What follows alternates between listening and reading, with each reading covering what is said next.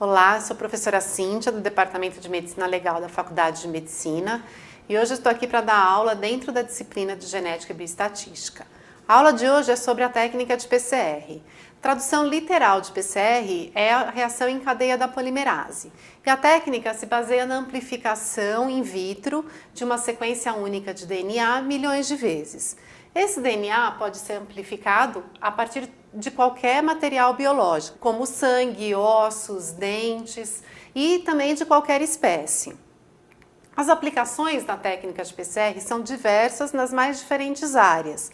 Alguns exemplos podem ser nos diagnósticos de doenças infecciosas e genéticas, na determinação da variabilidade genética, na sexagem de embriões, nos estudos de expressão gênica, nas investigações forense, determinações de linhagens animais, identificações de patógenos e até mesmo em testes de paternidade. A técnica de PCR foi descrita pelo pesquisador Kary Mullis em 1983, que ganhou o Prêmio Nobel por essa descoberta 10 anos depois.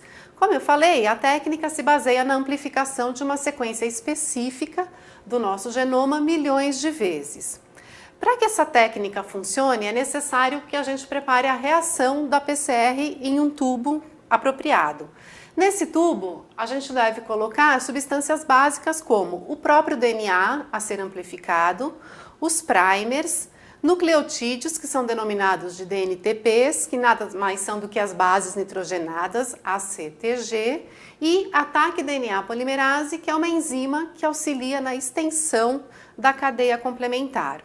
Só para relembrar, os primers são sequências de DNA que nós mandamos sintetizar, mas que são adjacentes àquela sequência que será amplificada. Os passos da PCR são 3 e dependem de um gradiente de temperatura. Então, o primeiro passo da PCR consta da desnaturação da dupla fita do DNA. Isso é realizado pelo aumento da temperatura até 95 graus. Depois de 95 graus, o passo seguinte é o anelamento dos primers, que pode ocorrer em temperaturas que variam de 57 a 63 graus. O próximo passo da PCR é a extensão, que ocorre a 72 graus, que é a temperatura ótima de funcionamento da taq polimerase.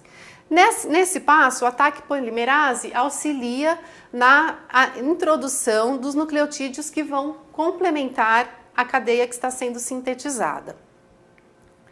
Portanto, cada ciclo de uma PCR engloba esses 3 passos com as 3 mudanças de temperatura. Uma PCR normal tem por volta de 36 ciclos e a cada ciclo a gente tem a multiplicação ou amplificação exponencial da quantidade de moléculas de DNA. Portanto, se num primeiro ciclo iniciarmos a PCR com uma única molécula, ao final desse primeiro ciclo nós teremos 2 moléculas de DNA, ao final do segundo ciclo teremos 4 moléculas, ao final do terceiro ciclo 8 moléculas e assim exponencialmente. Portanto, ao final de mais ou menos 36 ciclos, o que temos são bilhões de cópias de DNA que podem ser analisadas agora no laboratório.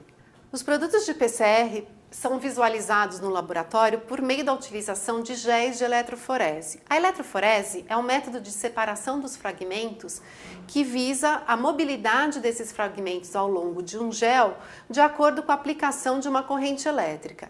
O DNA, por ter carga negativa, migra ao longo do gel para o eletrodo positivo da eletroforese.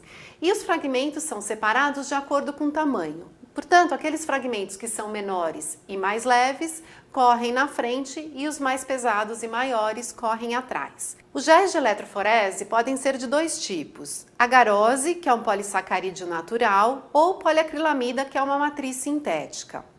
A visualização do produto de PCR nesses 2 tipos de géis difere quanto à coloração que se dá a esse material. A visualização na poliacrilamida se faz por meio da coloração com nitrato de prata, enquanto que a agarose nós observamos o resultado pela incorporação de um corante denominado brometo de etídio, que é intercalado na molécula de DNA, e a visualização é realizada através de uma luz ultravioleta. Depois dessa explicação teórica de como funciona a técnica da PCR, eu vou mostrar para vocês um funcionamento então da máquina, do termociclador no laboratório e da montagem de um gel de agarose.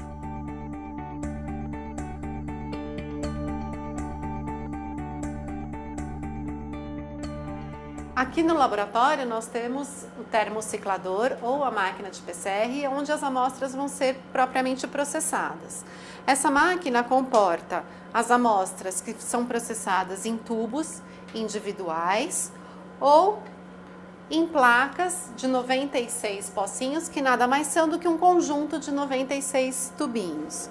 Então esse material é colocado dentro da máquina do termociclador, que tem como função principal elevar e diminuir a temperatura para que possa ocorrer aqueles ciclos e aqueles passos dentro de cada ciclo da PCR, como podemos observar aqui no visor da máquina. No visor do termociclador é possível observar as 3 temperaturas que compõem aquele ciclo de PCR. 95 graus quando ocorre a desnaturação, 60 graus quando ocorre o anelamento dos primers e 72 graus quando ocorre a extensão e a síntese da cadeia complementar. Então, cada uma dessas temperaturas é programada para que a máquina faça apenas essa alteração de temperatura em cada ciclo. Agora aqui no laboratório eu vou demonstrar para vocês como é que a gente monta o gel de agarose para que as amostras retiradas da PCR sofram a eletroforese. Aqui a gente tem a agarose misturada com um tampão que foi aquecido e é derramado sobre essa base.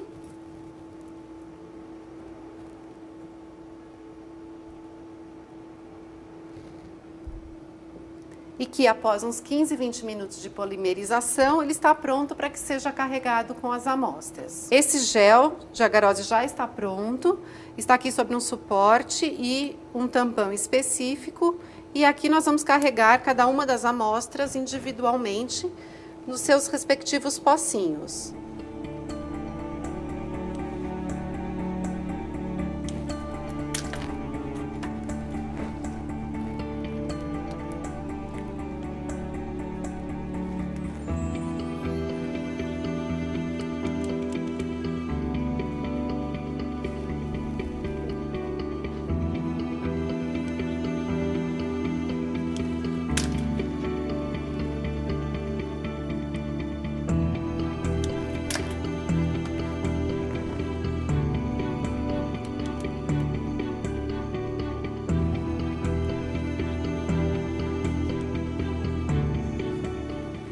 Ao final do carregamento, essa base então é acoplada à fonte, onde iremos aplicar a corrente elétrica, fazendo com que o DNA então corra do polo negativo para o polo positivo.